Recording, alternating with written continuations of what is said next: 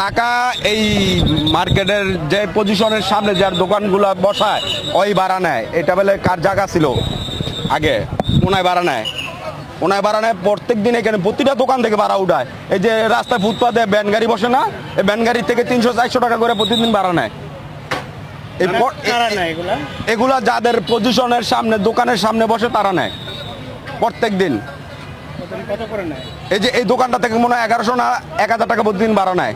Van গাড়ির সামনে বসায়, ওইখান থেকেও 200-300 টাকা করে ভাড়া নেয় প্রতিদিন। এই রাস্তায়, সরকারি রাস্তায় বসায়। অথচ এই দোকানটা যদি আপনার 1000-1500 টাকা ভাড়া দেয়, ওরা তো মাল বিক্রি করেই এই দোকান থেকে আমাদের এই টাকাটা দেয়, তাই না? একটা মাল যদি এই মালটা ওদের কিনা পড়ে 70 টাকা থেকে 80 টাকা, এই মালটা ওরা বেচতেছে 120 টাকা 150 টাকা, প্রতিদিন 500 টাকা। এই দোকান মাহাজন, নাম বলতে পারবো না, নাম জানি না। প্রত্যেকদিন প্রতিটা দোকানের থেকে ভাড়া নেই। ভাড়া দেই 1500। কারে দেয় ওটা আমি বলতে পারি না। প্রতিদিন এসে নিয়ে যায়। আসলে এখানে সবাই জানে যে এখানে যারা যেই বাড়ির সামনে, প্রত্যেকে বাড়ির সামনে তার তার জায়গার ভাড়াটা তারা খায়। তারা এক প্রকার জোর জবরদস্তি করে অত্যাচার করি। আপনার যে কোনো আপনারা দেখতেছেন যে একটা দোকান, আপনার ক্ষুদ্র একটা ব্যবসায়ী, তার কাছ থেকে 1000-1500 টাকা দিনে আপনার ভাড়া নিতেছে। প্রত্যেকটা বাড়ির মালিক তারা এখানে সবাই চাঁদা খাইতেছে। আপনার আসলে এটা আমরাও জানি না তারা কোন হিসাবে, এক পর্যায়ে আপনার জোর জবরদস্তি করেই খায়। তারা অনেক দীর্ঘদিন ধরেই তারা এই জমিগুলো দখল করে খাইতেছে। আপনাদের সাধারণের চলাচলে কোনো বিঘ্নতা ঘটে? অনেক আপনার সাধারণের অনেক আপনার বিঘ্নতা ঘটে। আমরা প্রায় কয়েকবার আমরা চেষ্টা করছি এগুলা উচ্ছেদ করার জন্য, আমরা ক্লিন করছি নিজেদের অর্থায়নে, কিন্তু একদিন 2 দিন পরে আবার ঠিকই আপনার হয়ে যায়। কারণ প্রত্যেক দিন তো আর এখানে আইসা খেয়াল রাখা যায় না, আবার এর পরের দিনই আপনার আইসা বসা পড়ে। মনে করেন জামজটের রুট, আমি অ্যাম্বুলেন্স চালাই, এই নিউ লাইফ হাসপাতালের অ্যাম্বুলেন্স চালাই, জামজট লাইগাই থাকে। এই তো এটাই, এগুলোর দায়িত্ব মনে করেন উল্টা চলার কারণ এলো উল্টা চলার, মানে লাইন ছাড়া ব্যালেন্স দিয়ে চলে, কারে কি করবেন। আবদুল্লাহপুর বাজারটিকে নিয়ে ইতিমধ্যে আমাদের কাছে বেশ কয়েকটি অভিযোগ এসেছে যে এখানে অনেক ধরনের চাঁদাবাজি হয়। বিশেষ করে এখানে আমরা জানতে পারলাম, সরজমিনে এসে অনেকে জিজ্ঞেস করে জানতে পারলাম যে তারা বলছে যে তাদের কাছ থেকে 500 বা 1000 টাকা বা 1500 টাকা করে প্রতিদিন তাদের কাছ থেকে নিয়ে থাকেন। তো যার ফলে দেখতে পাচ্ছি যে এখানে অনেকটা অ্যানোমালিজ আছে। এই অ্যানোমালিজ দূরীভূত করার জন্য আমরা অচিরেই এখানে, যেহেতু রোডস অ্যান্ড হাইওয়ের জায়গা, পাশে অনেকগুলো জায়গায় আপনার রোডস অ্যান্ড হাইওয়ে, তো ওভারঅল আমরা দেখবো যে আসলে এটা রোডস অ্যান্ড হাইওয়ের জায়গা এবং পাশাপাশি আমাদের খাস জমিও রয়েছে। সব মিলিয়ে আমরা রোডস অ্যান্ড হাইওয়ের সাথে আমরা বসে আসলে দেখবো যে এটা আসলে কাউকে তারা ইজারা দিয়েছে কিনা বা কাউকে দায়িত্ব দিয়েছে কিনা পত্র অনুযায়ী।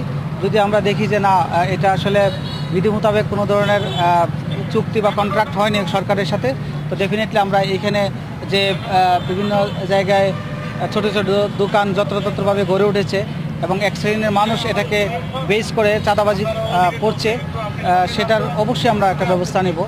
আমরা ঈদের পরেই আমরা ইন্টার ডিপার্টমেন্টাল একটা মিটিং করব। মিটিং করে এই রাস্তার পাশে যে দোকানগুলো হয়েছে সেই দোকানের বিষয়ে আমরা সিদ্ধান্ত নেব। আজকে কোনো জেল জরিমানা করেছেন? আমরা আজকে রাস্তায় 2টি দোকান বসার কারণে তাদেরকে আমরা অর্থদণ্ড করেছি এবং পাশাপাশি তাদেরকে সতর্ক করে দিয়েছি। এখানে অনেক ধরনের দেখলাম যে বিশেষ করে গ্যাস সিলিন্ডার সহ অনেক ঝুঁকিপূর্ণ জিনিসপত্র রাস্তায় বা ফুটপাতে রেখে তারা দোকান পরিচালনা করছেন। আমরা তাদেরকে অর্থদণ্ড করেছি এবং পাশাপাশি তাদেরকে সতর্ক করে দিয়েছি যাতে রাস্তায় তারা এই ধরনের ঝুঁকিপূর্ণ জিনিসপত্র নিয়ে এই দোকান না বসায়। এবং আমরা এই টোটাল বিষয়টা আবদুল্লাহপুরে এই মাথা থেকে একেবারে শেষ মাথা পর্যন্ত টোটাল এরিয়াতে অনেকগুলো দোকান যত্রতত্রভাবে তৈরি হয়েছে, সেগুলোকে আমরা একটা আওতার মধ্যে করে। আবার ধরো এদের উপরে তো অনেক চাঁদাবাজিও হয়, হ্যাঁ, এদের উপরে চাঁদাবাজিও হয়। হ্যাঁ, এখন এগুলো কৌশলে কাজ করতে হবে, যেন গভর্নমেন্টেরও মানে আমাদেরও যেন বদনাম না হয়, এবং যারা এখনো চাঁদাবাজি করে এদের লগে মানে বেশি ছিল। আবার আমাদের দলীয় লোকজন এরকম গরুর হাট বানানোর জন্য তো মেট্রো স্টেশন নাই, আর এত হাজার হাজার কোটি টাকা ব্যয় একটা মেট্রো রেল স্টেশন করা হয়েছে, এটা কি গরুর হাট বানানোর জন্য? সরকার কেন এরকম একটা মানে পরিস্থিতি করার পারমিশন দিল? না, এভাবে তো গরুর হাট কখনোই হয়নি, এইটা এবারে প্রথম দেখলাম। এটা আসলে খুবই দুঃখজনক একটা ব্যাপার। আর কি বলবো, আমাদের দেশে আইন শৃঙ্খলা বাহিনী কঠোর হলে মানে যে কোনো সিচুয়েশন হ্যান্ডেল করা সম্ভব। সেখানে কাদের ছত্র ছায়ায় কাদা এত অভয়ারণ্য বানিয়ে ফেললো, যায় কাউকেই মানে না, ম্যাজিস্ট্রেট মানে না, আইন শৃঙ্খলা বাহিনী মানে না, কাদের হঠাৎ এত মানে পাওয়ার হয়ে গেল। আমি তো এখান থেকেই দেখতে পাচ্ছি যে কত বিশাল জ্যামের লাইন হয়েছে এবং গরু দিয়ে ভরা, এটা পুরো একটা হাট হয়ে গেছে। এই হাটের ভিতরে আমি বাচ্চা নিয়ে কিভাবে হেঁটে যাব আমি জানি না। না, একদমই মনে হচ্ছে না, মনে হচ্ছে যে গরুর হাটে চলে এসেছি এবং কোনো পরিবেশই নাই, মানে একদম বাজে স্মেল আসতেছে, রাস্তাঘাট একদম নোংরা করে ফেলা হয়েছে, প্রচন্ড জ্যাম সৃষ্টি হয়েছে। বাচ্চাকে নিয়ে রিক্সা মানে অটো কিছুই পাচ্ছি না। নির্দিষ্ট হাটের জায়গা থাকতে মেট্রো রেলের নিচে কেন এরকম পরিবেশ পরিস্থিতি সৃষ্টি হলো সেটা তো আমি বুঝতেছি না। এটাতে শুধু তো মানে যাতায়াত করছে তাদেরও অনেক অসুবিধা হচ্ছে, রাস্তাতেও প্রচন্ড জ্যামের সৃষ্টি হচ্ছে এবং পরিবেশটাও তো খুব বিশ্রী হয়ে যাচ্ছে। শুভেন্দু লুচ্চামি করতে গিয়ে নারীদের হাতে কট খেয়েছে, গণদোলাই খাচ্ছে শুভেন্দু। আহারে দাদারে কি রে করলি রে, কি রে করলি। খবরদার, আমাদের বুবু আছে তোমাদের দেশে, আমার বুবুর উপরে দিয়ে এই ধরনের নির্যাতন করিস না ভাই। এবং অন্যান্য সামাজিক মাধ্যমে ব্যাপকভাবে শেয়ার হয়েছে। খবরটা হলো আওয়ামী লীগের 3 জন গুরুত্বপূর্ণ নেতা, জনাব সালমান এফ রহমান, তারপর জনাব ফজলে নূর তাপস আর জনাব সাইদ খোকন, তাদের 3 জনের বাড়ি এই শেখ হাসিনা সরকার পতনের পর মারাত্মকভাবে ক্ষতিগ্রস্ত হয়েছে, ভাঙচুর হয়েছে, তারপর অনেকটা বলতে গেলে পরিত্যক্ত হয়েছে। খবর যেটা বের হয়েছে সেটা হলো এই 3টি বাড়ি, যে বাড়িগুলো রাজধানীর অভিজাত এলাকা গুলশানে, 3টি বাড়িতে মেরামত চলছে। তারপর সেই জিনিসগুলো অর্থাৎ বাড়িগুলো যেভাবে পরিত্যক্ত ছিল সেই পরিত্যক্ত বাড়িতে তারা দারোয়ান নিয়োগ দিয়েছে এবং ঝাড়পোছের কাজ হচ্ছে। এই দৃশ্য দেখে অনেকে বলার চেষ্টা করছেন যে হঠাৎ করে আওয়ামী লীগের এরকম শীর্ষ 3 জন যে নেতা তারা কেন তাদের বাড়ি মেরামত করাচ্ছেন। তারা কি কোনো গ্রিন সিগন্যাল পেয়েছেন, বা তারা কি বাংলাদেশে ফিরে আসছেন, বা তারা ফিরে আসলে ওই বাড়িতে তারা থাকতে পারবেন, ওই বাড়ি তারা ভাড়া দিতে পারবেন, বা ওই বাড়ি তারা ভোগ দখল করতে পারবেন, এই ধরনের যে নিশ্চয়তা এটা কি তারা পেয়েছেন কিনা, এগুলো নিয়ে প্রশ্ন অনেকে তুলেছেন। এই খবরটি দেখার পরে আমি খোঁজ খবর নিলাম অন্যান্য বিষয়, যে এই 3 জন তো আছে, এর বাইরে জেলা পর্যায়ের কিংবা ধরুন উপজেলা পর্যায়ের অনেক নেতাকর্মী যাদের বাড়িঘর, হাজার হাজার বাড়িঘর এভাবে ভাঙচুর হয়েছে আংশিকভাবে, পরিপূর্ণভাবে। আমরা হয়তো পেপার পত্রিকায় দেখেছি অল্প কয়েকজন, মাশরাফির বাড়ি, মাশরাফি বিন মুর্তজার বাড়ি আগুন লেগেছে সেটা দেখেছি। তারপরে চট্টগ্রামে মহিবুল হাসানের বাড়ি ভাঙচুর হয়েছে সেটা দেখেছি, যাদেরটা দেখেছি। এর বাইরে আওয়ামী লীগের বেশিরভাগ মন্ত্রী, উপজেলা চেয়ারম্যান, সংসদ সদস্য, এদের বাড়িঘর কিন্তু ভাঙচুর হয়েছে, তছনছ হয়েছে। অবাক করার বিষয় হলো যে প্রায় সবার বাড়ি ইতিমধ্যে মেরামত করা হয়ে গেছে এবং সেগুলো ব্যবহার উপযোগী হয়ে পড়েছে। এটা যখন সবার চোখের আড়ালেই ঘটনাগুলো ঘটেছে, ঠিক সেই সময়টিতে আবার আমাদের যে রাজনীতি, সেই রাজনীতিতে অনেকগুলো মেরুকরণ দেখা দিয়েছে। প্রথম থেকে শুরু করি, একেবারে টপ, সেটা হলো শেখ হাসিনা ফিরে আসবেন। শেখ হাসিনা ফিরে আসবেন, আবার কবে আসবেন? আগস্ট মাসের মধ্যে আসবেন, কেউ বলছেন 6 মাসের মধ্যে আসবেন, কেউ বলছেন ট্রাভেল পাস নিয়ে আসবেন। উনি অবশ্য বলেছেন যে আমি আসবো, আমার জন্য প্লেন পাঠিয়ে দিন। এটা আমি শুনেছি নিজ কানে, ওনার একটা অডিও, যদি সেটা এআই নির্ভর না হয়। এরপরে অন্যান্য যে সকল নেতা, যেমন বাহাউদ্দিন নাসিম, জাহাঙ্গীর কবির নানক থেকে শুরু করে যে সকল ওনার কাছাকাছি নেতৃবৃন্দ রয়েছেন, একমাত্র ওয়াদুল কাদের সাহেব ছাড়া গত 1 সপ্তাহে প্রায় সবাই তারা তাদের যে ভিডিও ফুটেজ আছে সেখানে তারা বানিয়ে দিয়েছেন, বক্তব্য দিয়েছেন যে আমরা আসছি, নেতাকর্মীদেরকে চাঙ্গা করার কথা বলছেন, তাদেরকে ঐক্যবদ্ধ হওয়ার কথা বলছেন এবং তাদেরকে বলছেন মানসিকভাবে প্রস্তুত থাকার জন্য যে কোনো সময় তারা আসবে। আওয়ামী লীগের যে সকল স্টার পলিটিশিয়ান আছেন, যারা মাসলম্যান হিসেবে পরিচিত, তারা ইতিমধ্যে, আমি কারো নাম বললাম না, এই কারণে অনেকেই এখন এমন অবস্থা হয়ে গেছে যে কারো নাম বললে তারা খুশি হয় যে আমার নাম বলেছেন। তো আমি হয়তো দুজনের নাম বললাম। বাংলাদেশে নতুন কিছু ঘটানোর জোরালো চেষ্টা চলছে। দর্শক, বাংলাদেশে হাসিনার পতন হয়েছে, জুলাই বিপ্লব হয়েছে, সংস্কার মুখ থুবড়ে পড়েছে, না, এখানেই শেষ নয়। এবার অন্য কিছু ঘটানোর চেষ্টা চলছে। দেশি বিদেশি নানান শক্তি এক্ষেত্রে সক্রিয়। দর্শক, এমনভাবে সক্রিয়, তারা এমন কিছু করতে চায়, সব কিছু একদম এলোমেলো করে ফেলতে চায়, সবকিছু একদম ধ্বংস করে ফেলতে চায়। সহজ কথায় বললে বিএনপি সরকারের পতন চায়, তারপরে নতুন পলিটিক্যাল সেটেলমেন্ট চায়, যে সেটেলমেন্টে অনিবার্যভাবে আওয়ামী লীগ থাকবে। তবে এই নতুন সেটেলমেন্ট হতে দেওয়া যাবে না। আমি বিশ্বাস করি জামাত, বিএনপি, এনসিপি এরা মিলে এটা ঠেকিয়ে দেবে। দর্শক, এমনকি প্রফেসর ইউনূসও একদম চুপ হয়ে গেছেন, বিষয়টা এরকম নয়। প্রফেসর ইউনূস প্রধান উপদেষ্টা ছিলেন, তিনি এখন সাবেক, সদ্য ফ্রান্সে গেছেন, বাংলাদেশ নিয়ে তার কোনো কনসার্ন নেই, বিষয়টা এরকম নয়। আচ্ছা, তিনি এখনো রাজনীতিতে সক্রিয়, বাংলাদেশে কি ঘটছে, কি ঘটবে, কোন দিকে যাবে এ বিষয়ে তার চোখ কান খোলা, এবং তিনি এখনো এর সাথে জড়িত। সবচেয়ে আসল খেলাটা খেলছে মার্কিন যুক্তরাষ্ট্র। হ্যাঁ, মার্কিন যুক্তরাষ্ট্র যে কি, এটা রাজনীতির গভীরে না ঢুকলে বোঝা যায় না। এরা কখনো হাল ছাড়ে না, এরা এমনি এমনি সুপার পাওয়ার হয়নি। এরা পৃথিবীর অনেক দেশ তছনছ করে দিয়েছে। সভ্য, ভদ্র, উন্নত, সমৃদ্ধ অনেক দেশ একদম তছনছ করে দিয়েছে। এই মার্কিন যুক্তরাষ্ট্রের খপ্পরে যারা পড়েছে তারা আর বের হতে পারেনি। আর ভারতও ওই রকম একটা ধান্দাবাজ দেশ। ভারত যাদেরকে খেতে পারে একদম চুষে খেয়ে ফেলে। এই জন্য ভারত এবং মার্কিন যুক্তরাষ্ট্রের মতো খারাপ কোনো রাষ্ট্র পৃথিবীতে খুব কম আছে। এমনকি ইসরায়েলও এত খারাপ না, কারণ ইসরায়েল নিজেরা টিকে থাকার জন্য অনেক কিছু করে। তারা কিন্তু নিউ কলোনিয়ালিজম অথবা সাম্রাজ্যবাদী আচরণ এটা তেমন করে না, জাস্ট একটা দুইটা জায়গায়। কিন্তু ভারত পুরো প্রতিবেশীদের সাথে এটা করতে চায়, কিন্তু সব জায়গায় তারা তেমন কিছু করতে পারে না। যেখানে করতে পারে সেখানে করে। এবং যুক্তরাষ্ট্র সারা পৃথিবীতে এটা করে।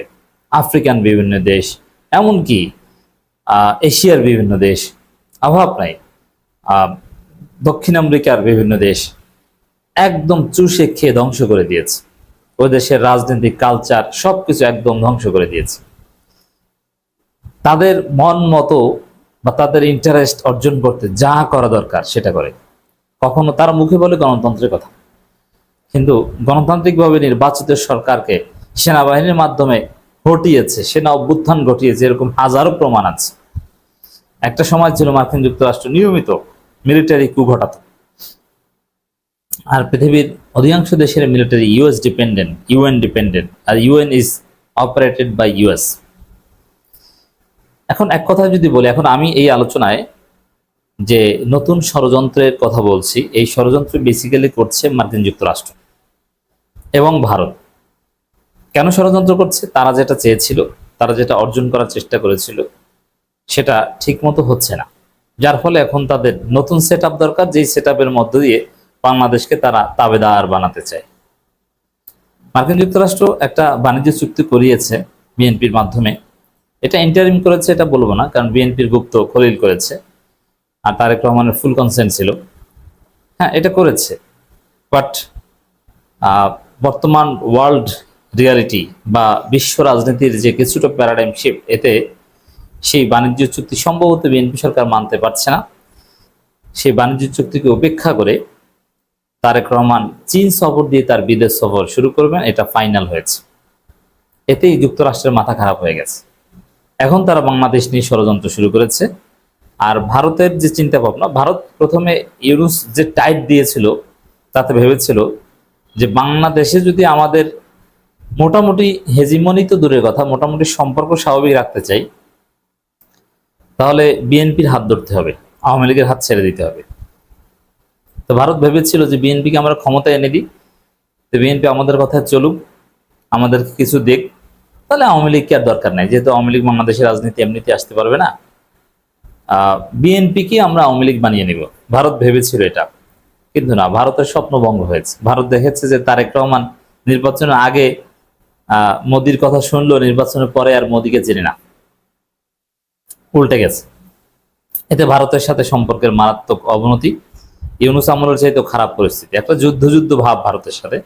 সীমান্তে বিজিবি বিএসএফ ধাক্কাধাক্কি বাজে, ঝগড়া বাজে, মারামারি বাজে, হত্যাকাণ্ডের ঘটনা ঘটে, ওরা সীমান্তে কাঁটাতারে বেড়া নির্মাণ করছে, শুভেন্দু এসে উল্টোপাল্টা কথা বলছে, পুশব্যাক পুশিনে ঘটনা ঘটছে, মানে পরিস্থিতি উত্তাল। এবং ভারতের সবচেয়ে উদ্বেগের যে জায়গা, পাকিস্তানের সাথে স্ট্র্যাটেজিক রিলেশনসে যাওয়া, এটা বিএনপি সরকার করেছে।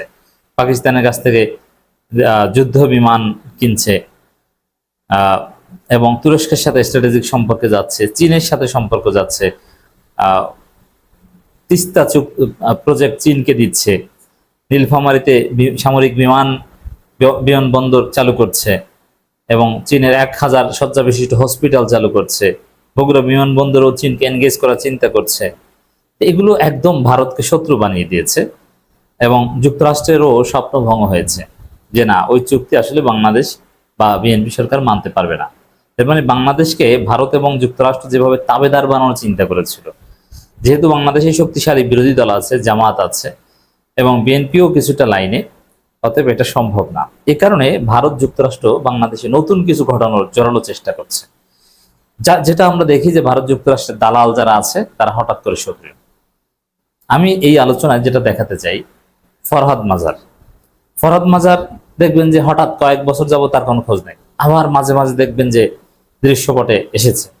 যখনই রেজিম চেঞ্জের একটা সম্ভাবনা তৈরি হয় অথবা প্রয়োজন হয়, তখন এই ফরহাদ মাজার দৃশ্যপটে এসে নানান কথাবার্তা বলেন।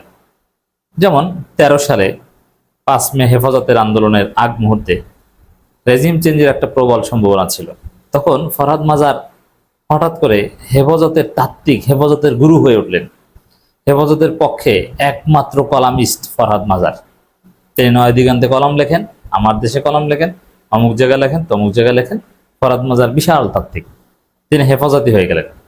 অথচ হেফাজতের যে ধর্মবোধ, তার সম্পূর্ণ উল্টো ধর্মবিশ্বাস লালন করেন এই ফরহাদ মাজার। জুলাই বিপ্লবের সময় হঠাৎ একটা ভুল ধরলেন, জুলাই বিপ্লবের পর একটা, এখন আবার উল্টো আরেকটা লাইন ধরেছেন। এখন আবার মার্কিন যুক্তরাষ্ট্রের বিরুদ্ধে বলেন, কিন্তু মনে রাখতে হবে যে মার্কিন যুক্তরাষ্ট্রের বিরুদ্ধে বলা এটাও একটা মার্কিনীয় কৌশল। আবার ফরহাদ মাজার মূলত ভারতপন্থী, যেটা কেউ বোঝে না। যারা ভারতপন্থী, যেমন যারা রাজাকার, তারা দেখবেন যে মুক্তিযুদ্ধের কথা বেশি বলে, কারণ তাদের দুর্বলতা আছে। এটা একটা সিস্টেম। তো ফরহাদ মাজাররা আবার দৃশ্যপটে এসেছেন। তো ফরহাদ মাজার চুপচাপ থাকেন, কিন্তু মাঝে মাঝে দেখবেন যে নিয়মিত ফরহাদ মাজারের কলাম, ফরহাদ মাজারের সাক্ষাৎকার, অমুক টেলিভিশন ফরহাদ মাজারকে ডাকে, অমুক পত্রিকা তার সাক্ষাৎকার নিতে আসে। এরকম ফরহাদ মাজার টাইপের কিছু দালাল আছে, হঠাৎ করে তারা দৃশ্যপটে আসে। এবং এই যে ভারতের দালাল তৌহিদ হোসেন, আরো এরকম ভারত আমেরিকার যত দালাল আছে, তারা দেখবেন যে এখন একদম গজিয়ে উঠেছে। হঠাৎ করে মিডিয়ায় তাদের আলাপ আলোচনায় সয়লাভ হয়ে যাবে। এটা কেন?